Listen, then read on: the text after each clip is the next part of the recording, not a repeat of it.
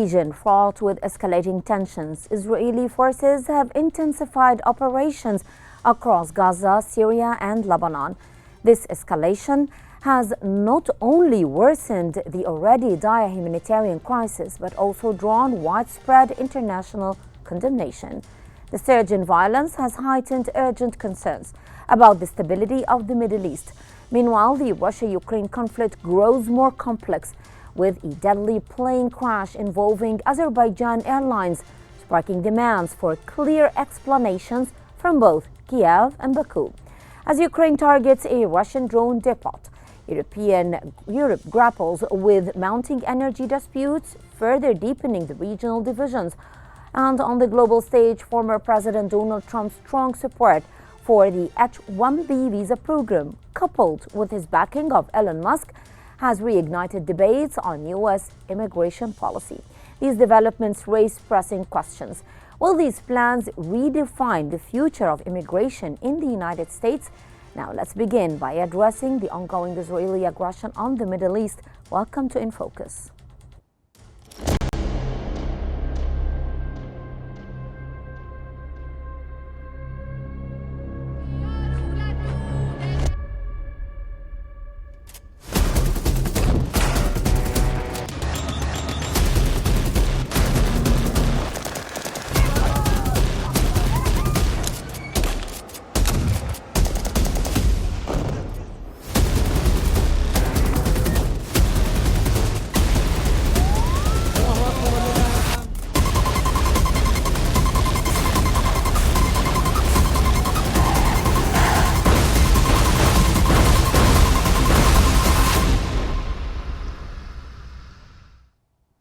The Washington Post has reported that Israel's military has integrated artificial intelligence (AI) into its Gaza operations through a system known as the Gospel. This platform analyzes extensive data to identify potential threats, with human analysts reviewing the AI's findings before taking action. Advocates argue that this technology enhances precision and operational efficiency. However, critics warn of significant ethical and legal risks, including potential violations of international humanitarian law and the danger of civilian harm due to over-reliance on AI systems.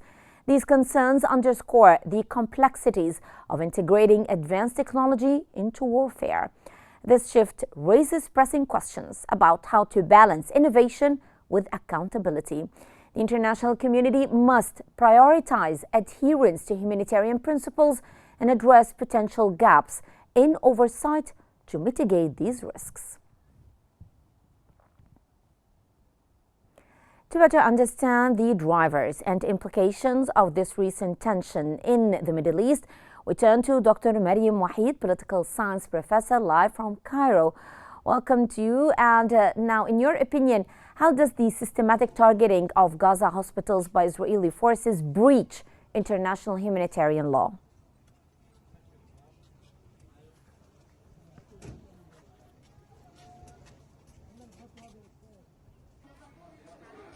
Dr. Maryam, can you hear us? Dr. Maryam, can you hear me? Yes. I was asking you, Dr. Maryam, how does the systematic targeting of Gaza hospitals by Israeli forces breach international humanitarian law? Of course, these attacks are against international law, against the Geneva Conventions of 1949, which is considered the milestone of the international humanitarian law. We are seeing sick people killed at hospitals like Al-Wafa Hospital, Kamal Adwan Hospital, and actually these attacks have been there at an extreme level since 2023. Also, we saw images of babies freezed to death, children killed, and even we saw the past few days Pope Francis condemning the violent attacks against children in Gaza. So bombings of schools and hospitals, it's a real cruelty against children and women and civilians by and large. And even if we have a look at what's taking place in Israel, we see the leftists are holding a lot of protests against Netanyahu, and they are demanding ceasefire, and that all what's happening is only for political gains, and nothing is happening in the prisoner swap deals, for example. Dr. Mariam, I want to take it from here, since you mentioned the protests. How do these protests against Netanyahu reflect broader dissent against his Gaza and Lebanon policies? How do you view this? Actually, it's the same thing, that it's only what's taking place from the Israeli government is for political gains, and actually the attacks on Syria and being all against international treaties and agreements like the disengagement agreement of 1974. And so all of these are violations of international law. And this is not helping even Israeli people. So that's why the leftists are holding a lot of protests in Israel. So they're demanding the stop of genocides, stopping war crimes, and all massacres taking place. Also, the attacks, so the Israeli government also is holding attacks in Yemen, in Lebanon, also violations against the UNIFIL, which are the peacekeeping forces in Lebanon. All of these are considered attacks and violations of international humanitarian law. So could the current American talks about recognizing the new Syrian leadership represent a shift in the political vision of the Biden administration? Regarding, it's very early to predict what will take place regarding the American-Israeli standpoint on Syria, but we have noticed some kind of rapprochement between the new Syrian government and Netanyahu, and they said that Israel is not against peace in Syria, and that it's only there for some time, but it's in Gabal al-Sheikh or in Golan Heights, but it's that the new advancement is just, and gaining more spaces is just a temporary stage. But of course, it's early to predict what will take place. What are the implications of Israel's arrest of Gaza health officials on humanitarian operations? Excuse me, could you repeat? Dr. Mariam, you want me to repeat the question? I was asking you, what are the implications of Israel's arrest of Gaza health officials on humanitarian operations? Of course, the attacks and bombings of hospitals, and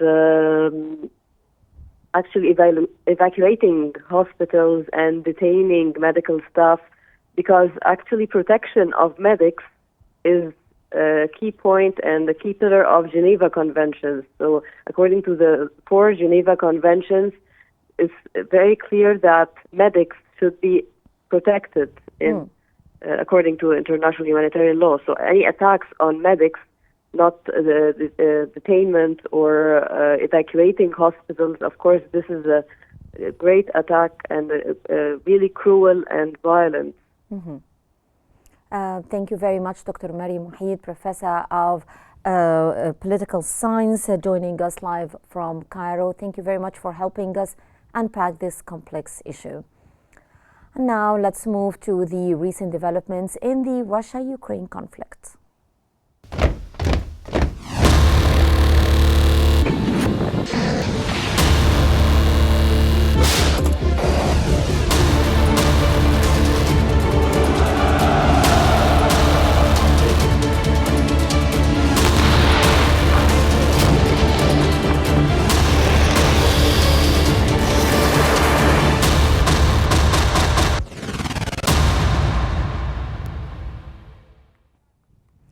The Kiev Independent reports that Russia has declared its readiness to export natural gas to Europe through routes bypassing Ukraine. According to the Deputy Prime Minister Alexander Novak, This follows Ukraine's decision not to renew the transit agreement set to expire on December the 31st, citing a refusal to let Russia profit from its ongoing aggression. European nations reliant on Russian gas, such as Slovakia, Hungary and Italy, have expressed concerns and called for continued transit through Ukraine. Meanwhile, Russia is exploring alternatives, including the Turk Stream pipeline and a potential Turkish gas hub, as Europe faces financial strain in competing for American LNG supplies. With the Nord Stream pipeline still inoperative, these developments underscore the geopolitical tensions surrounding energy routes and Europe's dependence on Russian gas. And to shed light on this dire situation, we're joined by Mr. Sergei Markov, former advisor to President Vladimir Putin, live from Moscow. Welcome to you, sir. And now, how does Ukraine's refusal to renew the gas transit deal affect Europe's energy stability, especially in the winter season? Of course, Russian gas to Europe, it's energy stability of Europe. Mm-hmm. And when Ukrainian government decided to stop transition, it undermined energy security of Europe. But Zelensky, as president of Ukraine, don't care about European stability, but he is trying to make problem for the European Party of Peace. You know that majority of European leaders, they are part of the Party of War, and they support a war against Russia by proxy Ukrainian army. Mm-hmm. But in Europe also Party of Peace, which is leaders of Slovakia and Hungary. And Zelensky want to cut gas supply to them. Same time, Zelensky want to build better relation with Donald Trump, because Zelensky believe that Donald Trump want to capture European gas market. That's why when Zelensky cutting transition of Russian gas to the Europe, specifically Hungary and Slovakia, by such, Zelensky believes that he helping Americans. That's why it's because Zelensky very much afraid that Donald Trump could strongly demand the peace instead of war in Ukraine. Mm-hmm. Mr. Markov, what strategic value does Russia see in bypassing Ukrainian gas routes? It's first of all money for Russian budget, but it also it's a relationship between Russian economy and European economy. We know that some of the European politicians, they support the war against Russia, and they are more or less connected with so-called ultra-liberal ideology. But most of the European business, they belong to the Party of Peace, and they support the idea of stopping war in Ukraine and coming to the compromise with Russia and moving again to the normal business. Because for European economy, to have more or less cheap Russian gas and oil is very important for the increasing of economic growth in Europe. That's why for Russia, supplying of Russian gas to Europe, meaning building political alliance with European business. So could the alleged Ukrainian drone strikes in Oriol indicate a shift in military tactics, in your opinion? It's not so much a changing of tactics, but I would say that now with this modern war is modern of drones. And of course, Ukrainian army try to use this modern style of new war. And they use drones very big amount. To Russia, Russia have more drones than Ukraine. According to recent information, Ukrainian army getting every day 2,500 drones, and Russian army getting from Russian economy 3,500 of drones, which is meaning that Russia has a preference. I want to move to the tragic event of the Azerbaijan Airlines crash. How does the Azerbaijanian Airlines crash impact Russia's regional diplomacy, in your own opinion? This crashing of Azerbaijani airplane can create problems for Russian-Azerbaijan relations, because it's more or less clear that this Azerbaijan plane crashed because Russian anti-rocket missile system, which is repelling those exactly missiles from Ukrainian drones. This Russian anti-rocket missile system made problems for the Azerbaijan planes. That's why it's had been crushed. But unluckily, Russian officials 3 days didn't recognize this fact, but it was some kind of maneuvering and so on. And this made Azerbaijan society and Azerbaijan leadership a little bit angry. But after 3 days, the Russian President Vladimir Putin made a telephone call to the Azerbaijan President Ilham Aliyev and expressed his apologies and Russian responsibility for such kind of crash. Azerbaijan president told that it's not enough and Russia should build some kind of compensation. I think it will be done quite soon. But the point is about timing. And also another point is investigation of why this Azerbaijan plane, when it's appeared to be a problem, but it was not allowed to land in the neighboring Russian airports. Well, that was Mr. Sergei Markov, former advisor to President Vladimir Putin, live from Moscow. Thank you very much, sir, for your valuable insights. And turning from the Russia-Ukraine conflict, we now focus on the U.S. as Trump stands by Elon Musk in backing the H-1B visa program.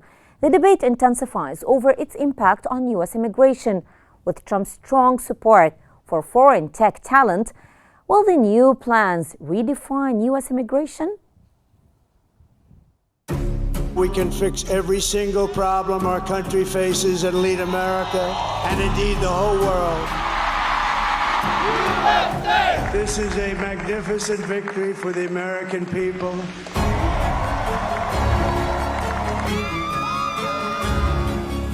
Promises made, promises kept. We're going to keep our promises.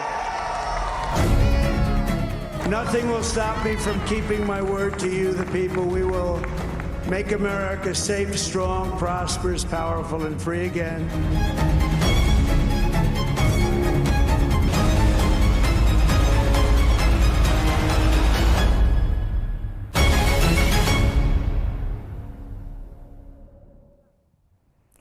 With 1 month remaining before President-elect Donald Trump takes office, he recently expressed strong support for the H-1B visa program, aligning with Elon Musk, who advocates for its importance to the U.S. tech industry. The Washington Post highlighted that Musk and other business leaders view the H-1B visa program, which allows foreigners with technical skills to temporarily work in the U.S., as essential for the nation's tech industry. However, anti-immigration advocates argue that the system enables companies to exploit cheap foreign labor at the expense of American workers. While Trump has utilized other visa programs in the past, his recent statement is being hailed as a win for the tech sector. Nonetheless, experts note that his stance on H-1B visas has fluctuated over the years, including past promises to limit their use for cheap labor. I'm providing more analysis about Trump's plans. Joining us from California, Dr. Ashraf Singer, expert in international relations. Welcome, Dr. Singer. Now, let me begin by asking you, how does Trump's support for the H-1B visas align with his broader immigration policies? It's a big challenge for Trump, which changing his positions, of course, gonna to create like a kind of a gap between his supporters and Trump vision that he got influenced by Vivek and Elon Musk, particularly for supporting or defending, their demand to improve the U.S. economy, particularly, acquiring or bringing skilled foreign workers, particularly in fields likely technology, engineering, and healthcare here in the United States. So, basically, the Trump supporters, what was the story about behind to be anti-immigrant? They think any program to bring even skilled foreign workers to the United States is it's a threat, as a threat to American workers. This is not really true. If you would like to count the number of legal immigrants in the United States now, it's about 11 million, which is what we call green card, permanent residents. And the second, illegal immigrants, is almost about 12 million. They work, particularly, they are working, and we're working in agriculture sector, particularly in California, where the California mainly depends on these guys. And I think that shift from Trump, which is the H-1B visa, gonna to create kind of a huge division between Trump and Republican lawmakers and MAGA supporters. But by the end, the U.S. interest, it's really important to protect the U.S. interest in terms of improving the U.S. GDP. If China or Europe, that track of acquiring the talent foreigners to improve their economy, particularly Europe. Europe actually one of the EU, one of the big bloc needs to acquire, and Canada too need to acquire skilled foreign workers. Okay. Well, given Trump's backing of Elon Musk, what impact will this have on U.S. tech companies and foreign talent as well? This is a good point. United States is a state of immigrants. State built on it is constitutions. It is planned to bring skilled immigrants and even non-skilled immigrants. So the U.S. economy is facing a pretty challenge positions in front of China, particularly. So United States needs really to fill that kind of that gap between China and the United States. And the United States really does need the skilled foreign workers to come. And if you really count their number is not really huge. Every year, it's about 250,000 skilled foreigner workers, be accepted under that program. But in general, the total of these guys, the H-1B visa, less than 1 million. But these guys are very important. Their work, their positions, their jobs are very important for U.S. economy, particularly the tech sector. This is what United States needs really to keep this program. And I think a change position of Trump means that Trump gonna to change his position over on many issues Yes. that he claimed and he said in his political campaign, his presidential political campaign. Yes, I get your point, and I'd like to thank you very much, Dr. Ashraf Singer, expert in international relations, joining us live from California. Thank you very much for your insights. And that brings us to the end of this episode of In Focus. Thank you so much for joining us. Stay tuned for more updates here on Q News.